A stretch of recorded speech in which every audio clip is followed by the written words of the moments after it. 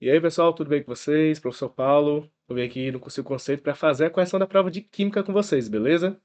Então, sem mais delongas, vamos começar. A tabela da UES, né, que a gente já está acostumado. E aí, vamos lá.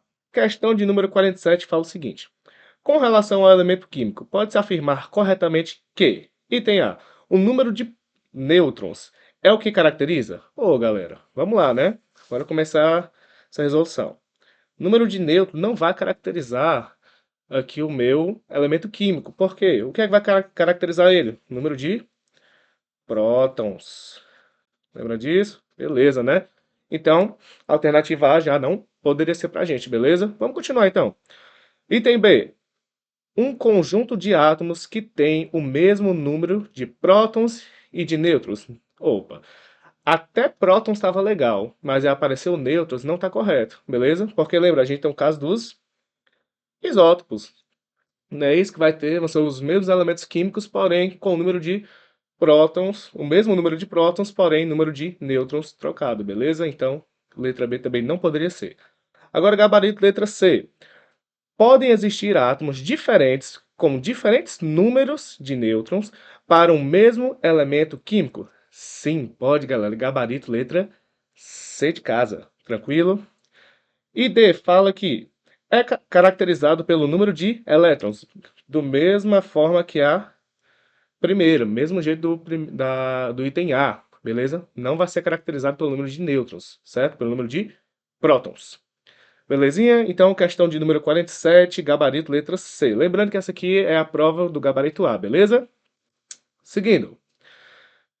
Questão de número 48 fala o seguinte. O Prêmio Nobel em Química de 2024 foi dividido por um trio de pesquisadores, beleza? Da Universidade de Washington, em Seattle, nos Estados Unidos. Dennis, John e Google, no Reino Unido. Eles foram agraciados com a laurea pelo uso de técnicas computacionais para proteger ou inferir a estrutura tridimensional das proteínas, que estão entre as moléculas mais importantes do organismo dos seres vivos. Com relação às proteínas, considere as seguintes afirmações. Bom, pessoal, para você ali aí que já é um aluno mais treinado da UES, você sabe que esses textos eles não vão te ajudar tanto, porque essa questão trabalha com assertivas, ou seja, algumas afirmações que ele vai te dar aí, que no caso é a primeira, a segunda e a terceira. Então, se você quiser minimizar o seu tempo de prova, não precisa ler esse textão, certo? Parte logo para as afirmações que a questão está te disponibilizando. Então vamos lá. Primeira afirmação, ele fala: todas as proteínas são formadas a partir da ligação sequencial de 35 aminoácidos. Eita! Pessoal, é 35 aminoácidos? A gente pode ter aí proteínas formadas com menos e com mais, tá? Então, não vai ser caracterizado especificamente pela sequência de 35 aminoácidos. Então, por essa razão, a primeira afirmação vai estar falsa, certo? A primeira afirmação sendo falsa, olha o que acontece. Não pode ser o item A. Eita, deu errado aqui, deixa eu corrigir isso aqui. Vamos voltar. Então, o item A já não poderia ser nem o item C e nem o item D. Então, o nosso gabarito vai ficar responsável aí pela letra B de bola, afirmando que as afirmações 2 e 3 estão corretas, onde diz na 2, os aminoácidos que fazem parte das proteínas são moléculas orgânicas que possuem pelo menos um grupo amina, que é o NH2, e um grupo carboxila, que é o COOH. Isso aí, galera. Deixa eu anotar aqui para vocês, ó. A nossa proteína, e mais específico, o nosso aminoácido, ele vai ser o carbono central, né, com COOH, que é o nosso ácido carboxílico, ligado a um N, eita, NH2. Deixa eu só corrigir esse M que ficou um pouquinho esquisito, né, ele,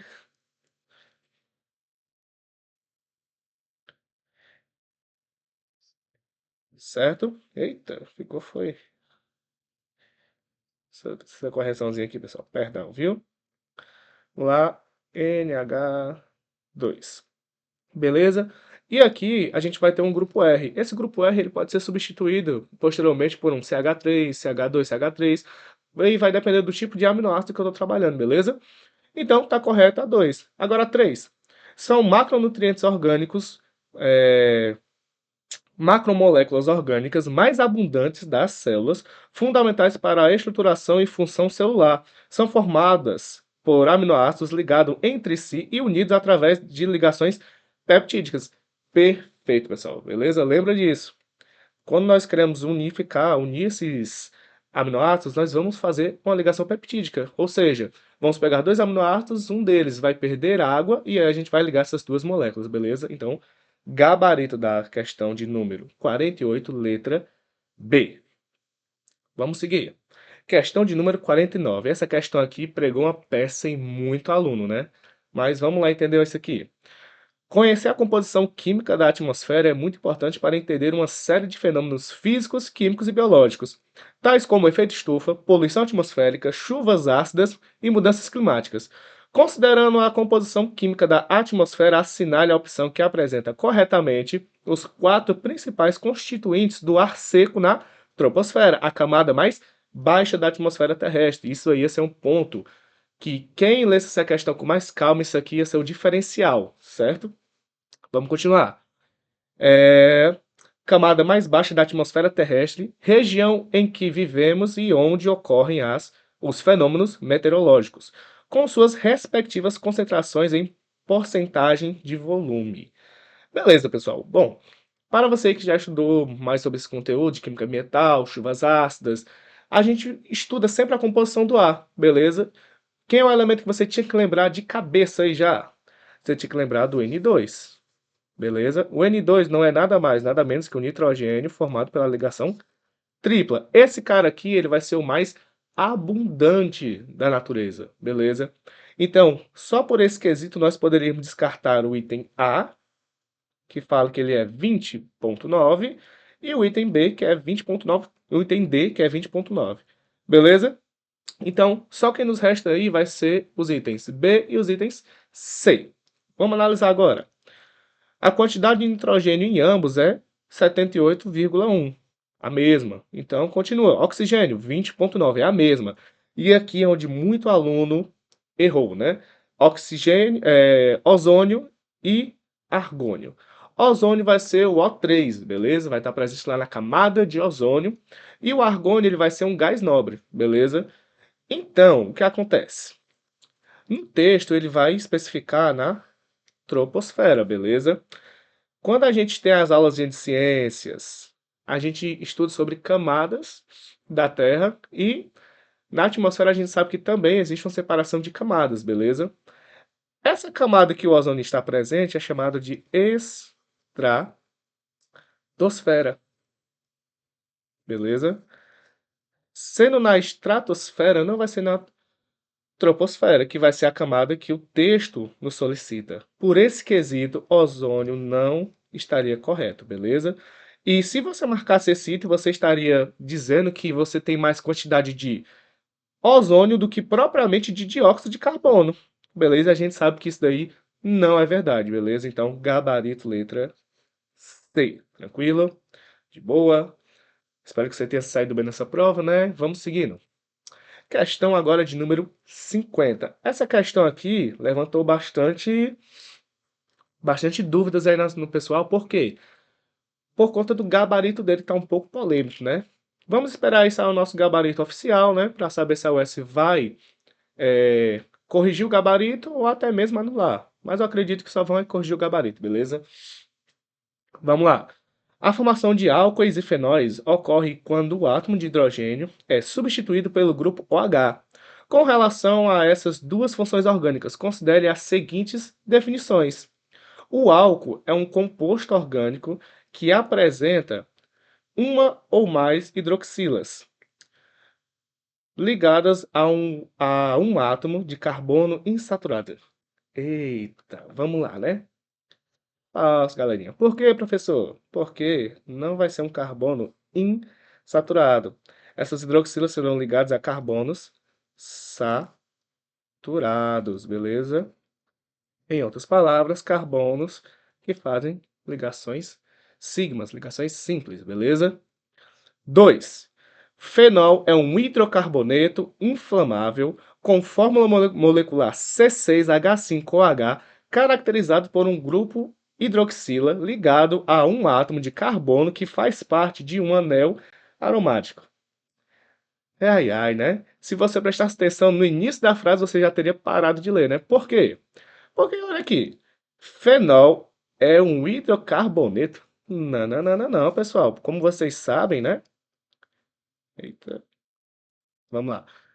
Um hidrocarboneto, hidrocarboneto, vai ser quem? Vai ser o composto que vai ter carbono e hidrogênio em sua estrutura, somente. Como é que você coloca um H e quer dizer que isso é um hidrocarboneto? Então, pela lógica, nós teríamos que tanto a primeira quanto a segunda afirmação vão estar falsas. Então, o gabarito seria a letra B. Mas como eu falei para vocês, vamos esperar aí o retorno da UES com o gabarito oficial antes de falar mais alguma coisa, né? Mas eu não posso dizer que um fenol é um hidrocarboneto, beleza? Tranquilo? Então, gabarito correto seria o item B de bola. Ambas estão falsas. Vamos seguir. Questão de número 51, a questão que ela é fácil, mas por conta de, às vezes, de uma desatenção, alguma coisa do tipo, você pode deixar ela passar e errar. Mas essa questão aqui ela é maravilhosa. Então vamos lá.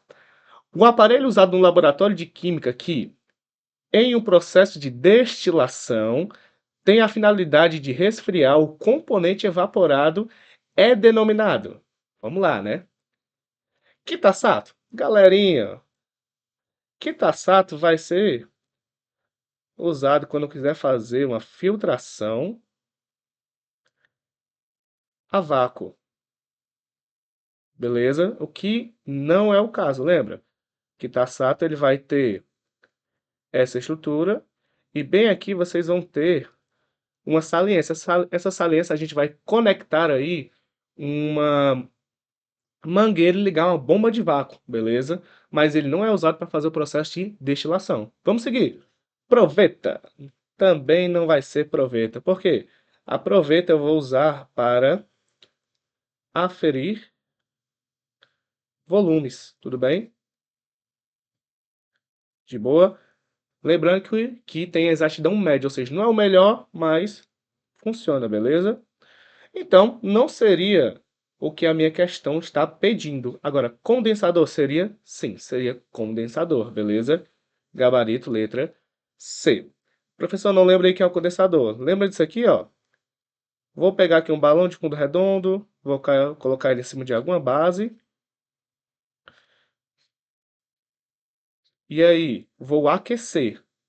Quando eu começar a aquecer, eu vou conectar outra peça que é chamada de condensador, certo? Condensador, o que é que ele vai fazer? Como o próprio nome diz, condensar. Vai fazer com que a solução que esteja ali dentro passe do estado gasoso para o estado líquido, tranquilo? Então, bem aqui em cima eu vou ter a saída de H2O quente, aquecido, como você preferir, né? E aqui embaixo eu vou ter a minha saída de H2O, no entanto, aqui vai estar fria, beleza? E aí vai começar a gotejar nesse recipiente, e aí a gente vai ter esse processo que é chamado de condensação, beleza? Condensação vai ser o quê, hein? A passagem de um cara do estado gasoso para o estado líquido, beleza? E a gente também logo sabe que não seria balão de destilação. Então, questão 51, a gente vai ficar com gabarito letra B de bola. Perdão, letra C de casa, perdão, perdão. Certo? Então, agora vamos seguir. Questão de número 52, uma questão muito boa mesmo, certo? Por quê? Quando o pessoal ouviu no começo Lady Hess, se assustou porque achava que ia ter que fazer cálculo, né? Porque a gente é acostumado a usar muito Lady Hess fazendo os cálculos em termoquímica. No entanto, perguntou de forma teórica. Então isso foi uma ajuda gigantesca aí aos alunos que já estavam preparados, né? Então vamos lá. A lei de Hess, que fundamenta o estudo da termoquímica, foi proposta em 1840 pelo médico e químico suíço Germain Henri Hess. que, experimentalmente, estabeleceu que a variação de entalpia em uma reação química depende apenas dos estados inicial e final da reação. Atente para o que se afirma a seguir sobre a lei. Vamos lá. Primeiro vai falar o seguinte: a variação da entalpia pode ser calculada da seguinte forma: H final, H inicial, menos H inicial. Está certo, gente? Tá sim, lembra? Ele só colocou uma nomenclatura diferente, mas aqui você não vai cair nessa, né? Variação de entalpia vai ser entalpia do produto menos a entalpia do reagente. Beleza? Dá ajeitada aqui no final. Entalpia do reagente. Beleza? Então, a primeira está correta? Está correta a primeira. Beleza? A primeira estando correta, olha o que eu consigo fazer. Consigo eliminar o item D e o item C, ficando apenas com duas afirmações, né? Então, vamos lá. Ó. Na aplicação da segunda, na aplicação da lei de Hess, ao inverter a reação química, o sinal de ΔH deve permanecer? Claro que não, né, pessoal? A gente sabe, se a gente inverte uma reação, o sinal dela também troca. Então, se estava positivo, fica negativo. E se estiver negativo, fica positivo, beleza? Então, aqui estaria falso, porque não permanece. Ele é trocado, beleza? 3. Nós temos, ao calcular a variação de entalpia de uma reação química, a partir de suas etapas e suas variações de entalpia, a reação inicial é o que predomina nesse cálculo? Gente, aqui ele quis fazer uma brincadeirinha com vocês, certo? Por quê?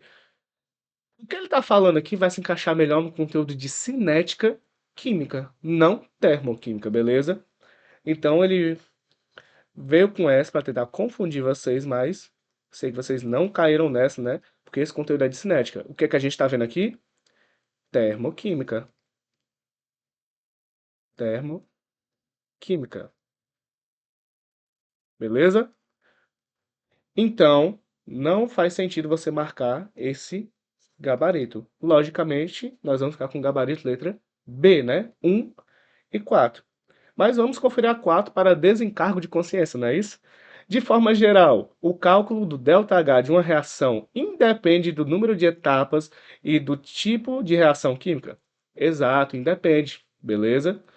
Só você lembrar que você vai ter ΔH, aqui você vai ter um ΔH1 mais ΔH2 mais ΔH3 e assim por diante. Ou seja, vai independer da quantidade aí de reações que eu tenha no meu processo, beleza?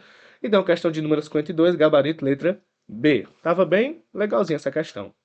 Agora, como não pode faltar, né? Geralmente nas aulas eu sempre falo que química orgânica é um assunto que você pode estudar, que com toda certeza do mundo cai pelo menos uma questão dela na UES. Tranquilo? Então vamos lá. Atente para os seguintes compostos orgânicos representados por suas fórmulas estruturais. Considerando os compostos orgânicos acima representados, assinale a afirmação verdadeira, certo?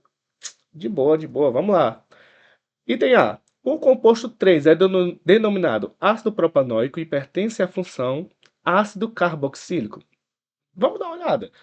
3, composto 3, tá aqui ele, né? Nosso composto 3. Pessoal, eu tenho uma carbonila entre dois carbonos. Isso aqui vai ser o quê? Isso aí, cetona. Então, não poderia ser um ácido carboxílico. Por isso, o item A vai estar falso, né? Vamos dar uma trocada de cor aqui. Item B. O composto 1, denominado butanal, pertence à função aldeído. Vamos dar uma analisada nele. Primeiro, olha que eu tenho CH3, CH2, CH2C. Dupla O com OH. Galera, isso daqui vai ser um ácido carboxílico, né? Carboxílico. O que é que a questão fala que ele é? A questão diz que ele é um aldeído, então vai estar falso também. Eita, voltou aqui. Apertei a caneta sem querer, ó, pessoal. Então deixa eu remarcar aqui de novo.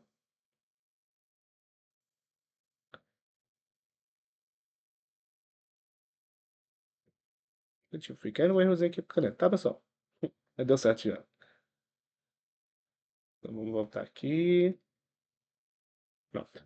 Então, a primeira função teria um ácido carboxílico. Ácido carboxílico. Na terceira, eu teria a carbonila no meio da cadeia, que caracterizaria uma cetona.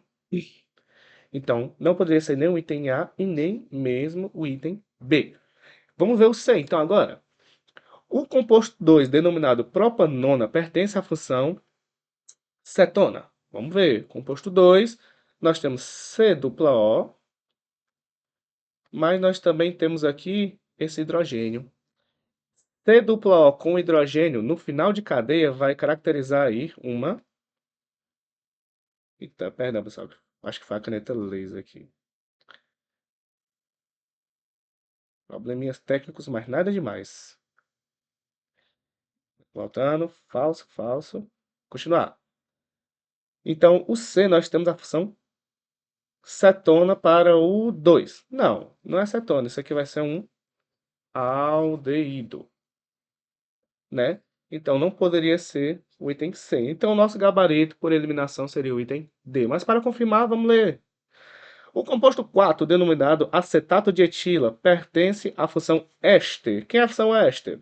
É quando você tem C dupla O ligada a oxigênio, beleza? No meio de cadeia. Isso aqui vai denominar a função éster, beleza? Em relação ao nome, você tem de um lado da reação dois carbonos. Então, dois carbonos vai ser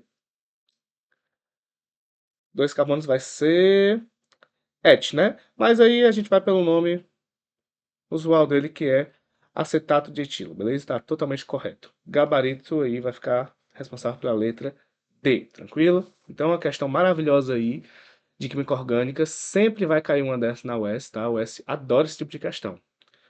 Vamos aí para a mais polêmica dessa prova, que foi a questão de número 54. Bom, para que uma pilha funcione, é necessário que a reação de oxidação e redução seja espontânea. Só assim o ânodo envia elétrons do circuito elétrico até o cátodo, onde ocorre a redução. Olha aí, que ele já te deu uma dica aí de quem oxida e quem reduz, cátodo e ânodo, beleza? Considere as seguintes semi-reações de redução e seus respectivos potenciais padrões em volts. Aí ele dá aí a primeira, segunda, terceira e quarta reações com as suas referentes voltagens. E ele pergunta para a gente, assinale a opção em que a reação de oxidação-redução de duas semi-reações são espontâneas. Beleza, beleza. Então vamos lá. Primeira coisa que você poderia lembrar, o cátodo. O que acontece com ele? No cátodo, eu tenho a redução. No cátodo, eu tenho a redução. Cátodo vai ser o meu polo positivo. Então, aqui, quanto maior for o meu potencial de redução, melhor vai ser. E já o ânodo, ele vai sofrer uma oxidação. Ânodo vai ser quem? O nosso polo negativo. Então, quanto menor for o potencial aqui, melhor vai ser para a nossa reação ser espontânea, beleza? Então, vamos fazer uma análise aqui. Basicamente, você teria que olhar o maior valor e o menor valor, certo? Então, talvez aí você já batesse o olho e pensasse 1,82 e o menor seria menos 0,14, tranquilo? Então, como a gente analisaria essa questão? Nós teríamos que pegar cada item, cada reação e saber quem estava oxidando e quem estava reduzindo, tá? Vamos começar pela A. A gente vai ter o cobre, seu estado sólido, ou seja, NOx zero, passando a ser cobre 2+. Pessoal, esse valor ficou mais positivo, né? Se ficou mais positivo, está aumentando, então isso representa aí para a gente uma oxidação. De boa? E, em contrapartida, nós temos o SN, que é o estanho. O estanho estava em 2 e passou a ser estanho zero, ou estanho sólido, beleza? Esse valor ele vai estar diminuindo. Logicamente, vai estar sofrendo uma redução, certo? Então, agora a gente pegaria esses dados e compararia com a tabela, certo? Lembrando que quem sofre redução vai ter que ter o potencial maior.